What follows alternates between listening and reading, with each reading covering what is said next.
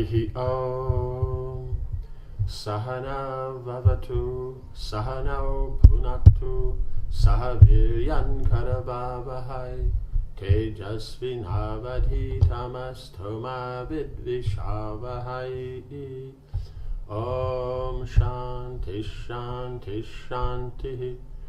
Om Jaya Shri Krishna Chaitanya Prabhu Nityananda Shri Advaita Gadadhara Srivasadi Gaura Bhakta Vrinda.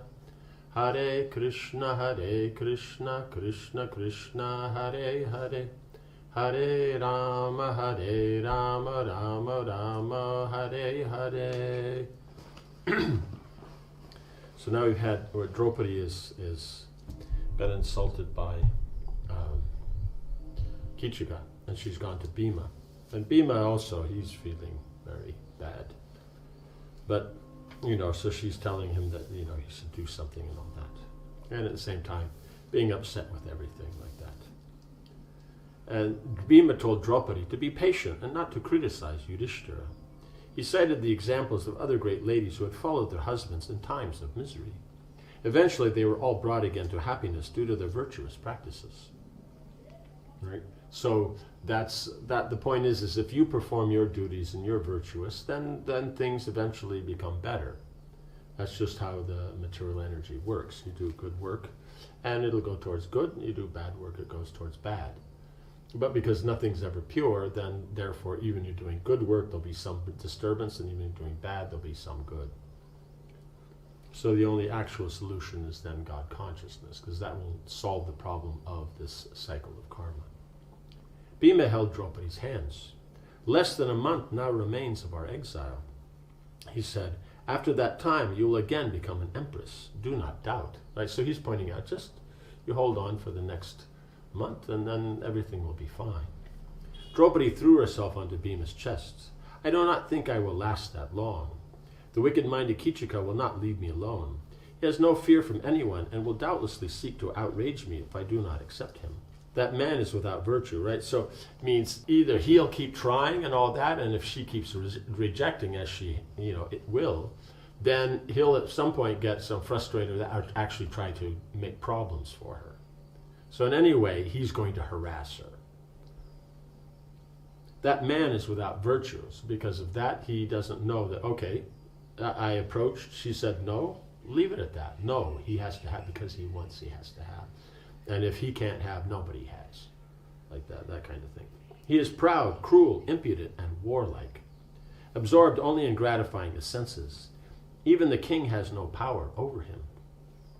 And he will not hesitate to approach me as he pleases. Right? Because right in the court, in front of the king, he approached. So that means he has no shame at all. O Bhima, although you Pandavas are adhering to your pledges out of virtue, you will surely suffer a loss of virtue when I am violated and give up my life. To protect one's wife is a pious husband's first duty. For from the wife one's own self is born as the son. For heroes there is always virtue in repressing the enemy. O mighty one, as you have always rescued me from wicked men, I entreat you to slay Kichika without delay. If he should live for even one more day, I shall swallow poison and give up my life. Right? And being a Kshatriya, they're very focused. So if Draupadi says this is what she's going to do, this is what she's going to do. So you have to take it very seriously. So they're saying they're not just saying this to be dramatic. Like that. And he's saying for a pious husband, his first duty is taking care of the wife. Because that's the point. That's what makes him a husband, because he has a wife. He doesn't take care of the wife, technically he's not a husband. So that's his first duty. So for us, then spiritual is our first duty. But then within the material world, then the husband takes care of the wife, husband, the parents, the children respect the parents, it goes down like that. But it always starts, up with Krishna. Bhima made up his mind. He could not stand Draupadi's pain. Taking her by the shoulders, he said, Gentleman, I will do as you say. Today I will slay Kichika and all his followers. Right, so not only him, but everyone connected with it, right? Because we saw before, Draupadi, when she was insulted, his assistants, they tried to help. Him, not her. Listen carefully. When the sun rises, you should go to him with sweet smiles. Tell him that you secretly hold in your heart an attraction for him. then arrange to meet him in the evening. There is a dancing hall some way from the other residences that is empty at night. Have him come there, and I shall greet him and send him to meet his ancestors. Right? So he's saying is that you in the morning say, yes, meet me at this place. It being a dance hall, it's not used except for when there's going to be a program. So that means no one's residing there, so no one will hear the sound. It's a big place, and they can, how you say, perform their dancing routines, and it doesn't matter. At the same time, it's Bhima who will be there. So when he comes there to meet Draupadi, then it'll be Bhima who will be there. Overjoyed, Draupadi embraced Bhima and left his room. Right. So this is at night. So he's saying, so in the morning, then this is what you do. Just after dawn the next day, Kichika went to the palace to seek her out. Finding her in the queen's quarters, he said, "O timid one, yesterday you witnessed my power. Although I threw you down in front of the king, he said nothing. He is king in name only. I am the actual ruler here. Accept me as your lord, and I shall bestow heaps of gold and gems upon you. 100 male and 100 female servants will wait upon you." He's saying, this is a big thing. Draupadi had thousands, of maid servants, "You will ride in the best of chariots. O beautiful, most beautiful lady, let us be united." Draupadi saw a chance. She glanced down demurely, turning herself slightly away from Kichika. She replied, "Mighty hero, our union together must be without anyone else's knowledge. I am afraid of my husband's. If we can lie in secret, then I shall be yours." Now, she's not just saying yes, this and that, but she's saying, it has to be secret. Kichika laughed with joy. He placed a hand on Draupadi's shoulder and replied eagerly, "It shall be as you say. I am under your control and overpowered by Cupid. Let us meet in some lonely place where none shall detect us." Sickened within herself, but smiling outwardly, right? Because the whole thing, and he has his hand on her shoulder. Draupadi said, "Not far from here is the king's dancing hall. The princess uses it only in the day. I will go there 2 hours after sunset. Meet me there." Right? Because the sun will go down, and then everything's busy in that. And by 2 hours after that, everybody settles into their night routine. So, kids are going to bed, and others are that, or they're doing whatever their evening duties. But before that, it's still quite busy. People will be moving around. Draupadi left at once and went to her own chamber. Thinking of the night to come, the day seemed like a month. So if the day seems like a month, how much is a month going to seem like to her, right? How much is there till the end? So that would mean technically years, On the plea of feeling ill, she remained in her room the whole day because she just didn't want to go out and see Kichika again because he might come and say, hey, and all these stuff. She felt sullied by her conversation with Kichika and would only feel peaceful when he was slain, right? Once he's dead, then she's cool. For his part, Kichika was filled with anticipation. As evening approached, he dressed carefully and ornamented himself. He put on fragrant garlands and smeared his limbs with perfumes and sandalwood paste. Burning with lust, he waited impatiently for nightfall. As soon as the sun had set, Bhima made his way to the dancing hall. He slipped inside and hid himself, waiting for Kichika's arrival. Draupadi also came there, and before long Kichika entered the dark hall. He called out for Draupadi, "Although praised for my handsomeness by the women in my house, I came here thinking of you alone." Right? Just inspires that all the others say I'm handsome. They all like, but I only think of you, even though they tell me I'm handsome. She hasn't told him he's handsome yet. "You shall become the best of my consorts, and I shall give you immense wealth. O fair maiden, where are you?" So that's all he ever thinks of. The only thing he says is, we'll have a nice relationship. And he doesn't say, he just says, "I'll give you wealth, I'll give you." So for him, all that matters is wealth and power. And so then he thinks, bestowing that upon his, those connected with him, then that's a very glorious thing. But it's quite shallow, if that's all there is.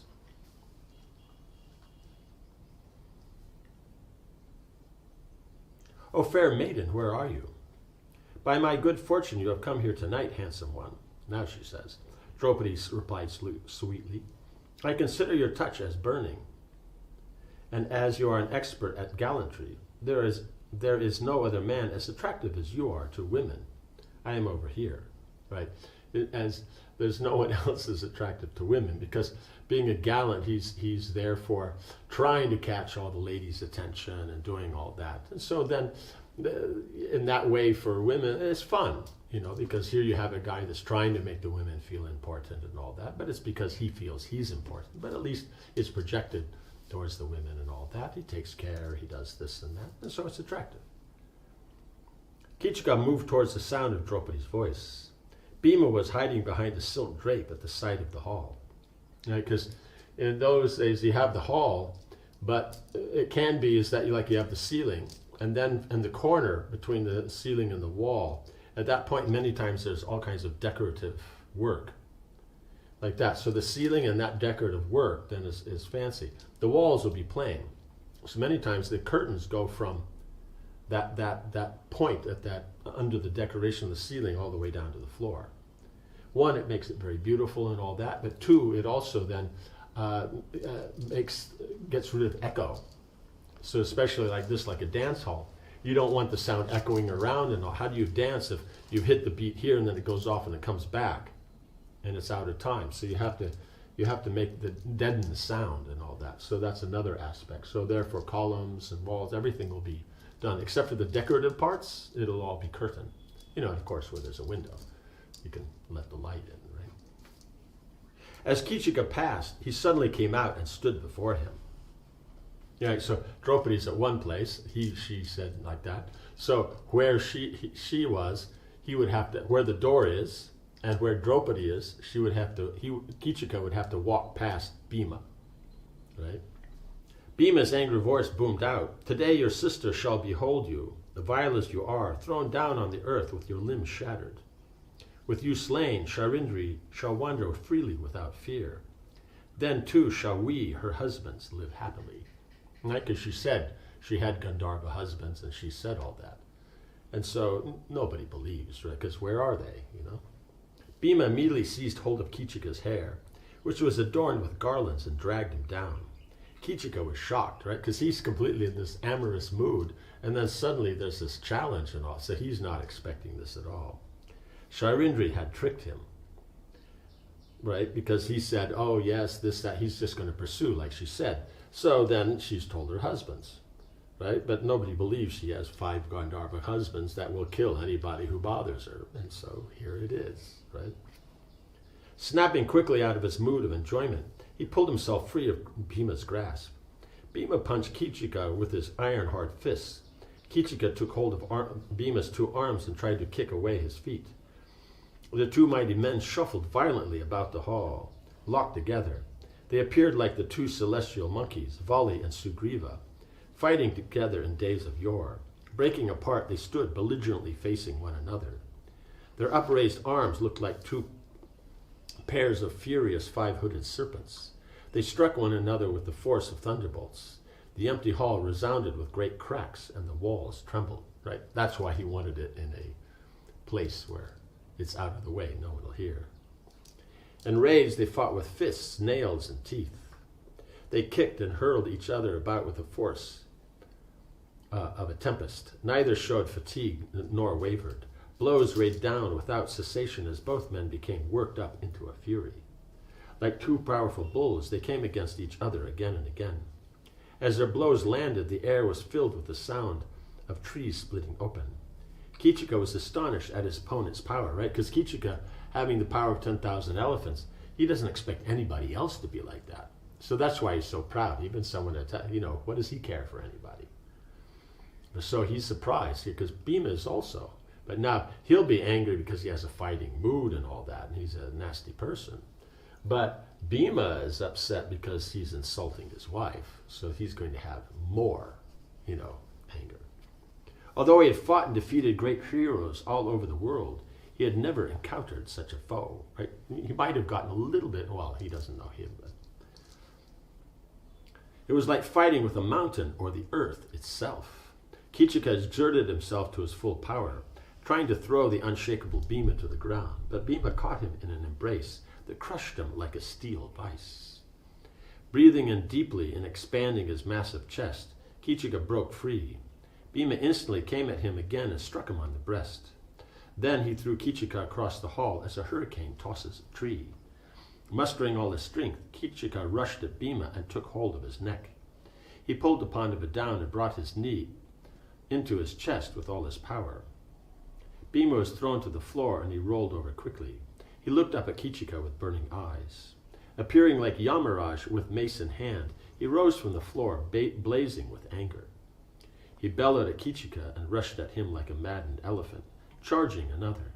The two heroes again locked together, grunting and grappling as they moved about the hall, right? So dance hall means it's a big place, so they can wrestle nicely. And it'll have high ceilings, so it means very thick walls, and it'll be designed to be quiet, because in there there'll be all the music performances and this and that. You shouldn't hear it outside, because one, it shouldn't disturb others, and two, it should not attract attention, because who you want there for the performance, that's all that should be there. So it'll be made very nicely, so that's how no one else is hearing anything. Although Kichika was a powerful fighter, expert in all forms of combat, he found all his moves more than matched by Bhima, right? Because Bhima is even better, because he learned, from Drona and all this, so what he knows is even better. Gradually, he felt his strength waning. Bhima, seeing his foe weakening, became even more energetic, right? Because he's been fighting along, and now he's finally getting some ahead. He took hold of Kichika and crushed him in his mace-like arms. Unable to catch his breath, Kichika fell senseless to the floor. Bhima grabbed his hair and roared like a lion that had just killed a large animal. Lifting his groggy opponent above his head, he whirled him about violently. Bhima then smashed Kichika into the marble floor and fell upon him. Placing his knees on Kichika's chest, he took hold of his throat, strangling him. Draupadi was joyful as she watched the utterly enraged Bhima pounded Kichika into a mutilated mess. So she's not excited about the fight. She's excited about how much Bhima is inspired to get rid of anybody who's bothering, his wife. Because it's the emotional aspect. He thrust his arms, legs, and heads into his body. Okay.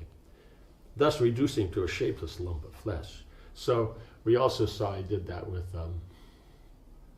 what's his name? Baka, right? Rakshasa, that he just beats until the arms and that go inside, legs, so you just have a ball. And then he put him up on the top. But I think they put him in, but the face is still there, so you can tell who it is. So they could tell that it's, what is this and that, because it doesn't look like. Then they get close, they go, oh, that was Baka. So the same way it'll be with Kichika. His anger appeased by Kichika's death, Bhima stood up. He turned to Draupadi. See what I have done to this wretch, Panchali. You should know that any who seek to harm you will meet a similar end. Right? Because then she can feel very confident. So we see Bhima, she's the most protected by. She has the most affection for Arjuna. Like that. It means they must have very, very pleasant interaction. And with Yudhishthira, then it's that very formal. He's the king, she's the queen, and all that. So, and then the other two, then, they're younger, and so then there'll be that kind of mood there. So each of her husbands, she has a different relationship with. So that's the point, is that she's chaste because when she's with the one, she only has that mood, and she doesn't desire the other. Right? Because if she desired the other, then technically she's unchaste. Because she's with her husband, it has to be only the husband. So she's with Yudhishthira, it's just Yudhishthira. So now she's with Bhima, it's just Bhima. Like that. Bhima quickly left the hall and made his way back to his room. Draupadi returned to the palace and told the guards that they should go to the dancing hall. There you will find he who desired another's wife. Slain by my Gandharva husbands, he lies weltering in gore. Right? Because they wanted Bhima goes so no one will see him. Her point is that she's making a point no one should bother her, or her husbands will kill them. She made that the first day she came. She made it a condition. And they all say yes, but they don't expect anything. But so it gets known that way. The guards ran to the hall and saw the dead Kichika. They gazed in amazement at his mangled body. Gradually, thousands of soldiers came there to see their slain commander, lying amid his scattered ornaments. All of them were astonished. He was hardly recognizable. Who was capable of such a feat? Kichika was an almost invincible warrior who had beaten the best wrestlers and fighters in the world. The soldiers gasped in disbelief. Somehow none of them suspected Balava, right? Because that was also the blessing we see of Vyasadeva and of Yamaraj, and everybody gave that blessing. That, especially Yamaraj, he said, no one will understand you during this time.